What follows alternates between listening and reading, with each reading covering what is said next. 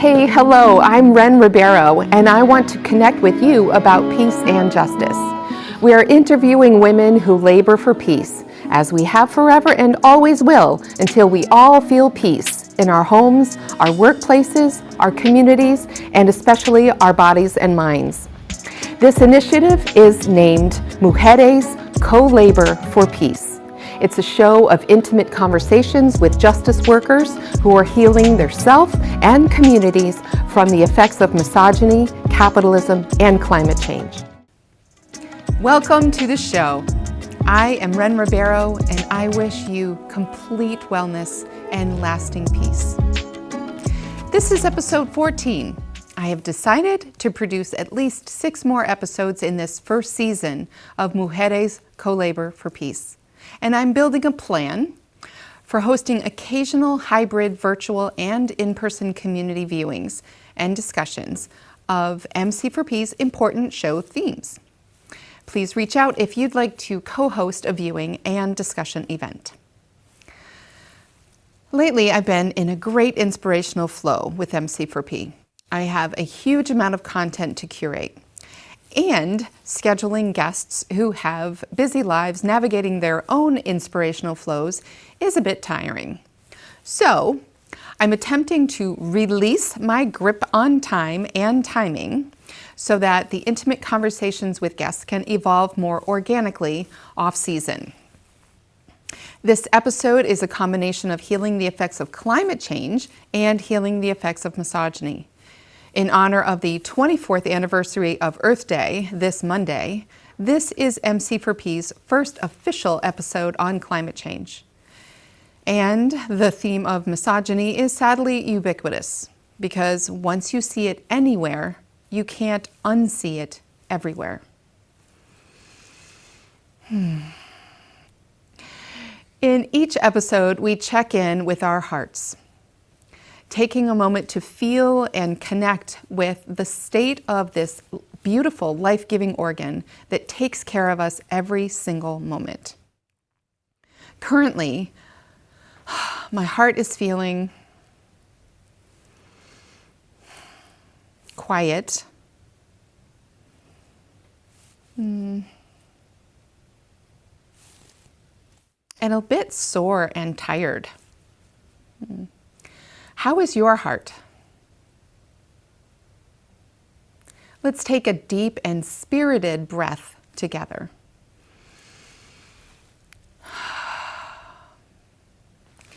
Remember the warm weather we had in February this year? Well, I was out on a walk with my dogs, and I saw the plastic from a case of water bottles near a riverbed. Then I noticed a bunch of cans and bottles strewn all over the place. I tied the dog's leashes to a fence and climbed down to use this plastic as a bag and filled it up with other people's trash. I don't particularly favor cleaning up things other people don't dispose of properly. And the idea of doing this as a community is the main reason I join in occasional river cleanups like the ones that the Connecticut River Conservancy organizes. But it is almost Earth Day, and I filled another discarded bag up with trash during the April 1 to 16 Give Back to the Land DIY, Do-It-Yourself, Earth Day Cleanup Challenge. It does take a village to sustain order, and it will take all of our emerging villages to undo decades of harmful waste making. Do you have any cleanup plans for Earth Day? On that February day, while I was picking up trash, I got smiles and nods from folks, and one woman said, quote, "I should do that too." I could sense her guilt, which is supposedly a motivator. I have a theory about sustaining motivation, and it is this.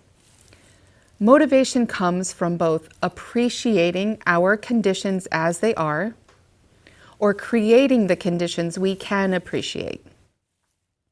If we have life conditions like good food, clean running water, a bed, a roof over our heads, we can appreciate this and feel inspired to understand and perhaps take action where such conditions do not exist. Food shopping, or making a meal for someone, or contributing to mutual aid networks that uplift folks who are struggling are simple examples. If we do not have conditions that we appreciate, motivation can come from working to create those conditions. If we feel grateful for having enough personally, we can work to create conditions for others in our community or our global villages that can be appreciated. Recently, I went without running water at home for a couple of months and have had some mild housing instability lately, which helps me to stay in the appreciation zone. And my business is named Inner Fortune for a reason. I have been cultivating a practice of gratitude for decades. So my growing edge is primarily in the space of co-creating external conditions to appreciate. Inner fortune cannot create outer fortune without community building and direct action. When I look outside, both literally and figuratively speaking, I see great inequity. Starting with dying and fallen trees that would otherwise be brilliantly healthy.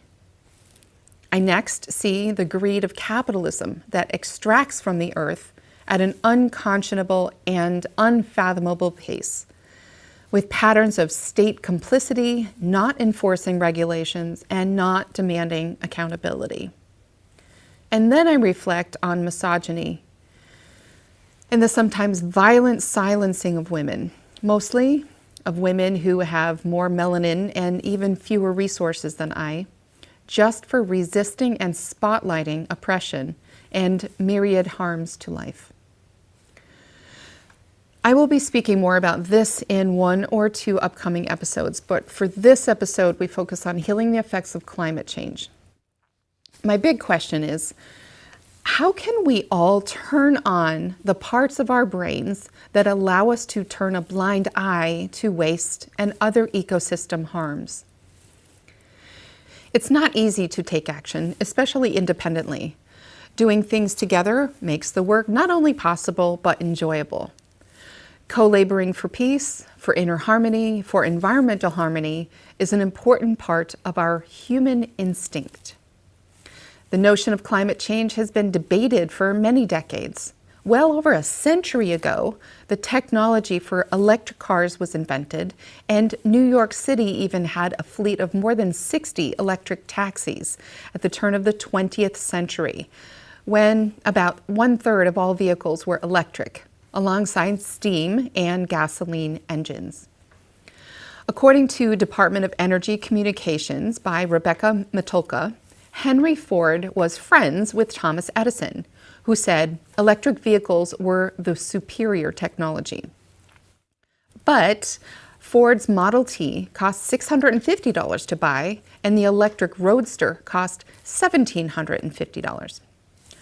Alongside the discovery of crude oil in Texas and the fact that few rural Americans had electricity at the time, gas filling stations instead of electricity charging stations popped up all over the country. If you want to read a fabulous and gently fictionalized Native American account of the early Texas oil era, read Linda Hogan's book, Mean Spirit. 100 years later, in the mid-1990s, General Motors came out with the EV1, an all-electric automobile with an 80-mile range that went from 0 to 50 miles per hour in 7 seconds. But they then quickly killed it due to tentative government support and pressure from well-established fossil fuel monopolies. Watch the movie Who Killed the Electric Vehicle for more details. We know that mining the components to manufacture solar panels, batteries, and electric vehicles wreaks havoc on the earth and communities where lithium and other ore is mined for batteries, and the ecosystems where wastes are dumped. Being downstream from the toxic wastes of big business and consumerism is unhealthy for humans and for all of our plant and animal kin. We may not know enough about how bad things really are because the media proactively keeps this information from us. But because the human instinct, similarly to all life, is to grow, to emerge, there are coalitions and organizations, wisdom keepers, who do know how bad things are. We can totally let this knowledge break our hearts, and then we can totally heal our hearts by taking action, by co-laboring together. There's great tension between the more sustainable and commonplace small farms and nomadic lifestyles that humans have lived all across Mother Earth for thousands of years. And as recently as the 1950s, the global carbon dioxide output was 1.6 billion tons. Today, with the unsustainable and pervasive grocery store lifestyles that most of us now live, the Earth is suffering our annual carbon dioxide output of over 40 billion tons. Not only is this emotionally heavy, the literal weight of this pollution, according to figures from the National Oceanic and Atmospheric Administration, weighs the same as 587 billion human beings. Remember from episode 6 that it would take 100 years simply to count to a billion? There are currently about 8 billion of us on Earth, so the weight of this yearly CO2 pollution is 73 times the weight of the current global human population.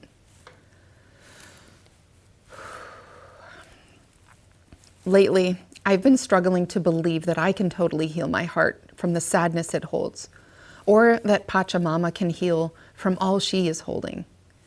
But cultivating joy is an active practice. And it can be as simple as listening to really inspired music, like MaMuse. I'll close today's episode with one of their many inspired songs. The best way to heal the effects of climate change and the rising eco-anxiety is to educate oneself and take action to halt and repair the damage. After a 10-plus year career in renewable energy and participating in dozens of climate rallies, and I continue to press forward on land justice and other forms of rebellion. I will be marching with the International Red Rebel Brigade on April 20th and parading with Extinction Rebellion on Earth Day again this year. I wish you a deeply engaged Earth Day, and of course wish that every day is Earth Day. Did you know that there are only 185 bioregions across all of planet Earth? I just learned this, and it seems like 185 is an entirely manageable number of initiatives to coordinate and to have the level of responsiveness needed to rebalance the levels of ecosystem dis-ease.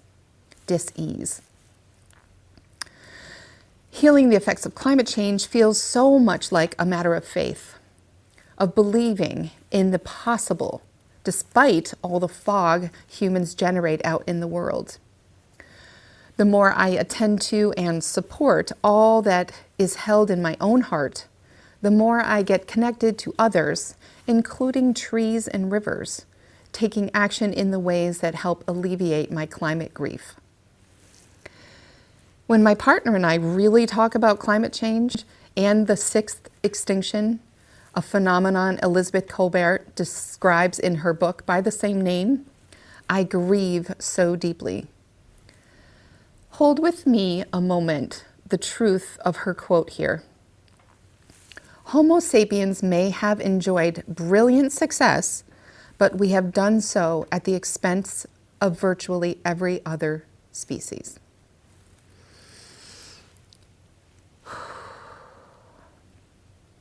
Wall Kimmerer, author of Braiding Sweetgrass and Gathering Moss, says, quote, "If grief can be a doorway to love, then let us all weep for the world we are breaking apart, so we can love it back to wholeness again."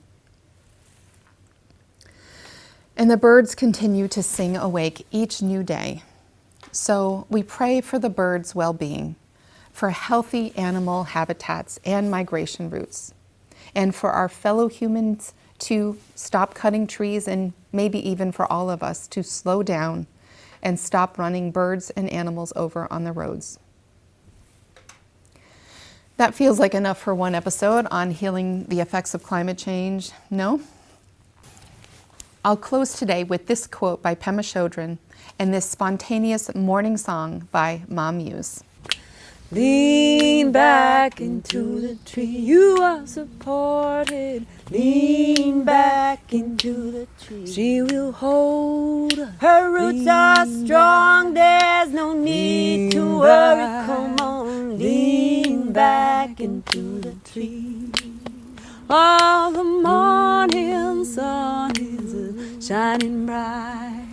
The birds are singing, surrounding us with bird songs of faith. Gratitude, we are leaning back here with you. We're singing, lean back into the tree. Yeah, come on, lean back into the tree.